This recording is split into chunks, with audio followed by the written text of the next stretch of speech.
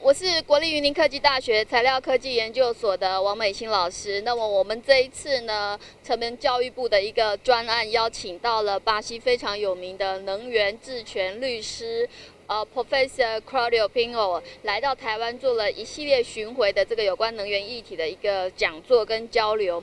那么我们呢有一些很重要的一些的议题，想要请这个Professor Pinho 来跟我们分享他们的一些巴西经验。那么我们也知道说呢，金砖四国现在在全球的这个经济突起哦，那么巴西是目前金砖四国当中呢，经济发展最好的一个。所以呢，我们有一些问题想要来请教 Professor Pinho。Professor Pinho, I'm just wondering, would you mind share us your opinion on how important is energy related to this 21st century?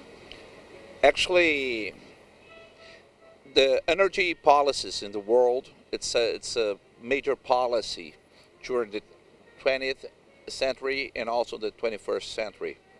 But the real changing of the policy, if you look to the past and you look now, that the humankind values are changing. In the past, we are looking for economic growth or even new markets or any kind of economic goal we want to reach, looking just for numbers, just for quantity numbers. And now we are looking for something else, looking for the environmental friendly policy, a sustainable policy, and a quality measure of life.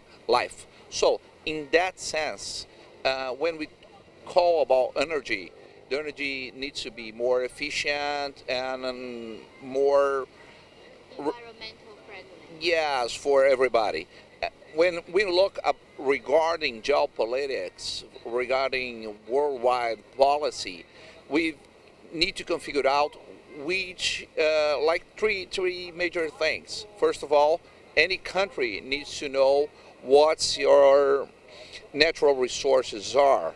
And I mean in a geographical manner, because if you look at the natural resources, not only the quantity of natural resources do you have, but how can you improve and diverse your energy matrix in a sustainable way?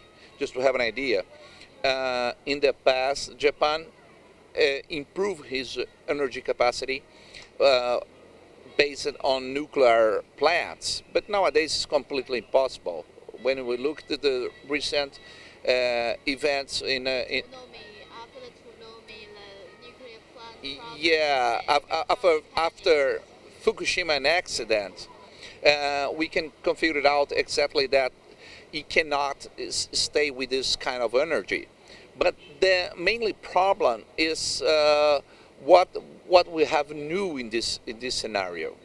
But we have new renewables sources of energy, as solar is improving a lot. Here in Taiwan you have a very good example, because here in Taiwan you're making very good research regarding solar panels, wind energy, and specifically in natural gas. We'll talk about natural gas in the next years a lot. 他告诉我们，其实就是说呢，其实整个能源议题呢，从以前只是讲求量，但是现在呢，其实呢，对于这个品质方面也是非常的重视。那从这个日本上次的这个核电事件到现在，那么我们发现说，这个核能其实是一个，虽然它在经济效益上面呢，会让产生的电能是非常的多的，但是它也带来相对的危险。所以现在怎么样在各式各样的能源组合，比如说台湾可以发展太阳能，或者是发展风能，甚至在整个这个能源的这个组合上面，有关再生能源上面应该怎么样来做呢？其实都是一个值得来考虑的一个议题哦。And Professor Pinho, you just mentioned about the geopolitics. Would you mind just sharing with us what is the changing in the world geopolitics? We have like a few changes that will make all the difference. First of all, with the new oil and gas discoveries in Canada and also in Brazil, with what they call a pre-salt layer. We will supply the United States in a different way. We never imagined in the past that the America's hemisphere, the Western Hemisphere, could supply to have a very good supply of oil and natural gas. Second thing, we should face that classification sometimes could be dangerous. Just for instance, natural gas is a non-renewable source of energy, but on the other hand, natural gas, it's a completely environmental friendly. And if you look at some sorts of renewable energy as biofuel, there's a lot of CO2 emissions on that. So classification is the second changing that we face in the 21st century. We got to avoid a little bit, actually, the proper classification. The only classification that we will now accept will be sustainability. That's the main word. And a main word in energy and human resources development and any kind of policy you should face and check it out if this policy is a sustainable policy. 那 Professor Pinho 刚刚告诉我们呢，其实现在整个这个能源的这个使用的分配上已经有很大的一个改变。那我们也知道说，这些化石能源指的就是煤矿啊、石油啊、天然气，其实都即将用尽。那么另外现在比较时髦的一个议题是，美国跟加拿大那边呢，现在有这个油砂，可是之前这个油砂它必须在油价到一定的这个高的一个价格的时候呢，去做这个油砂的一个提取才会是比较 OK。另外他也讲到说，有关于这个再生能源或对环境的永续的这个关怀，其实也是一个很重要的议题。那么比如说像在加拿大呢，其实它的地热，甚至说它的风力发电，因为我本人也曾经在加拿大做过研究。那加拿大至少说在多伦多或者是在 Alberta 这个省里面呢，其实它里面它的这个公共传输工具用的都是这个风力发电，那么至于这个住户用的这些的热水的这些能源，其实是来自于这个地热，所以其实整个这个geopolitics 呢，就是大家讲的这个议题里面呢，有很多的一个重新的组合来这个使用，也很值得我们来借鉴。And Professor Pinho, we know Brazil is an important player in BRICS country. And what do you expect us to focus for the future role for Brazil to be? We are living in Brazil since 1988, a new constitution. If you look to the geopolitics, and always going back to geopolitics, in the 19th century, the countries are just worried about trade. But in the 20th century, we changed the geopolitics and all the strategic policy is based on trade and also energy. Energy became a very strategic issue. And what we have in Brazil had discovered a massive oil field that in what we call pre-salt layer is ultra deep water, and since 1995 Brazil opened its market for foreign companies explore the oil and gas in Brazil.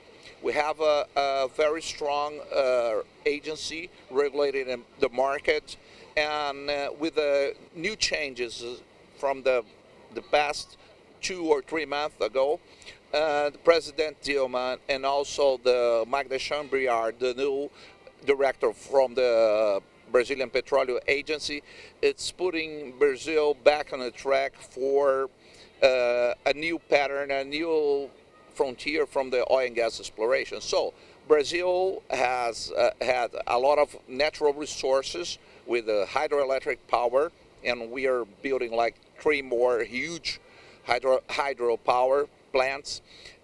Brazil is entering in the first world of oil and gas exploration, and Brazil is doing a lot of construction and infrastructure changes because As you know, will be the host of the next World Cup in 2014 and also in the Olympics in 2016. Yeah.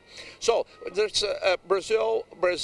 We have very concerned about creating jobs, but we have like some new challenge. We've got to make like our tax reform. We've got to improve our intellectual property policy. That could be a very huge statement to the worldwide that Brazil is open for research, for new technologies. So there's quite a few points that Brazil is already leading and is got to lead the world into this century. 其实呢，根据最近的一个研究报告，他们说2030年呢，世界的新6强其实是日本、美国、中国、印度、巴西、苏联。很惊讶的是，没有任何一个欧洲国家列在里头。那在这里面呢，Professor Pinho 他提到一点，他说他觉得巴西能够进入世界前6强，很重要的就是他们有金木水火土很重要的资源，金属矿产、水利。另外水利部分呢，他说呢，像亚马逊河它发电量其实是可以输出到国外的。那另外还有就是他们即将成为世界4大这个油天然气的输出国。那还有呢，就是他们在很多的这个门户开放，在1995年之后，他们开始门户开放，允许很多的这个外资的进入，这也是这个巴西呢有可能进入世界前几强一个很重要的一个因素。更何况这个2014年他们要办世界杯足球赛，2016年他们要举办奥运，这都是一个可以增加很多就业机会、增加国际视野及繁荣巴西的一个很好的一些的议题跟活动。那么虽然说他们在这个教育还有知识产权方面呢，还有很多需要改进的地方，所以这一次呢，他也特地来到我们的智慧产权法院，跟我们的智慧产局来做相关议题的学习，来了解说台湾为什么能够短短的在20-30年之间，把这个知识产权的一个观念，还有整个这个国际这个对知识产权的重视，把台湾提升到一个很重要的这个地位。他也来做了一些相关的学习跟观摩。那么我们也希望说呢，借着这一次的这个交流跟学习呢，中国跟台湾还有这个巴西能够有很好的一个互动跟这个经贸上面的一个促进。Now, Professor Pinho, you spent a week in Taiwan, and what do you see Taiwan's role regarding the world energy changes? First of all, I want to thank for the Taiwanese government to invite me here. Was an honor, first of all.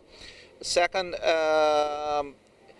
Taiwan has a very specific resource.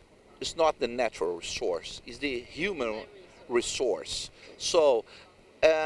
In the past 30 years, Taiwan faces incredible cultural change. That's is very remarkable because we saw in our visit here a lot of cultural changes in a practical way. That's very good. The way that you change with the education and other human-related issues. So you cannot have the energy resources for everything, but you have the human resources. And what we saw this week, first of all, Taiwan president came to TV to launch an energy-saving campaign to the summer. That's a very good policy. And we saw also the protesters, environmentalists protesting regarding your nuclear energy plants, and what we have, what can we manage that, because natural resources are limited, and in a Taiwan area it's a very well limited. We cannot expanding too much. I think the answer to Taiwan will be natural gas, and as the natural gas will be the answer for many different countries, because for several reasons. First reason, natural gas is environmental friendly. Second, natural gas is not a commodity already, so we don't have like international prices. Third, the technology in natural gas exploration is increasing day by day. And so they are discovering new reserves, as China discovered like 6 months ago, and there's a new reserves in Africa, in Brazil. Onshore in Brazil, they discovered like what we call country Siberia. It's a massive field of gas. Also in Greece, we can relate the Greece crisis with the new discoveries of gas. There's a lot of possibilities to discover that. There's new technologies not only to explore gas but to transport gas in a liquid form. So the liquid natural gas is the new frontier for the gas transportation. I think that Taiwan government should look very carefully for the liquid natural gas. Could be the new future the main resources of energy in Taiwan. Yeah, I can say more. Since Taiwan could, as the same way that Taiwan make a very good change in the 80s, looking for education and for a strong intellectual property policy, now is faced that Taiwan should change from nuclear to liquid natural gas. OK， 那 Professor Pinho 呢？他提到一件事，他觉得其实台湾在能源的方面呢，可以往这个液态的这个天然气这个方面来走。因为呢，他说呢，其实包括现在最近发生的这个希腊到底要不要出走欧盟，那他觉得说，其实这件事情跟苏联其实很想介入，希腊刚刚发现的这个广大这个天然气的一个资源这个部分有很大的背后的一个原因。那他也认为说呢，我们的马总统在前几天一直在强调说，我们在能源方面的议题应该做一些的改善。那如果台湾希望成为一个非核家园、多元化的一个能源运用，其实是非常的重要的。那另外呢，最后我们来请教，就是说，Professor Pinho，do you think we can relate the energy issue with the technology innovation? Definitely we can, because all the new possibilities, all the new changes regarding energy are extremely related with technology advancements. And when we look for the next years in energy, we cannot separate the new explorations, the new fields, the new discoveries of technology. That technology is changing every day in this specific matter. So, Taiwan in Asia, since it has a strong policy regarding intellectual property, should think very carefully to enter into helping the new gas exploration here in Asia, because it could make a lot of difference, and Taiwan has already the experience of technological innovation and how to face this and how to manage this in economic policy. That could be a very good mix. Professor Pinho 呢，我们刚刚讨论的一个议题就是说，有关科技创新跟能源方面是不是有什么样很大的关联？那我以我们这个材料科技研究所的一个发展方向来看，绿色能源、清洁能源包括是太阳能、水力或者是风力，这些都是一个很好的发展方向。甚至氢能源呢，还有一些再生能源也都是可以列入考虑的。那台湾很特别的就是我们在人力资源方面的一个优越，我们的教育水平、我们的知识产权的这个进步呢，还有在科技发展上面的一个创新，都已经受到全世界很重要的瞩目。那么在能源方面呢，我们也应该有一些很政策上面一些很大的支持，希望对台湾未来在国际的竞争力上面呢，能有很大的一个贡献。那么我们今天很谢谢 Professor Pinho， 他远道从这个巴西飞来台湾做了1个礼拜的这个巡回演讲哦。那我们再度谢谢 Professor Pinho。Thank you very much for this interview and thank you for spending the whole week to share your excellency especially in your energy and technology and legal assistance to our education and the guidance to some policy in the future making. Thank you very much. I want to thank again the universities in Taiwan that support me, that receive me so well. I want to thank you, Professor Mei-Hsin, that was a greatest host. And I want to thank Professor Juarez Freitas from Brazil. That's a very remarkable professor, and who wrote the Sustainability Bible in Portuguese.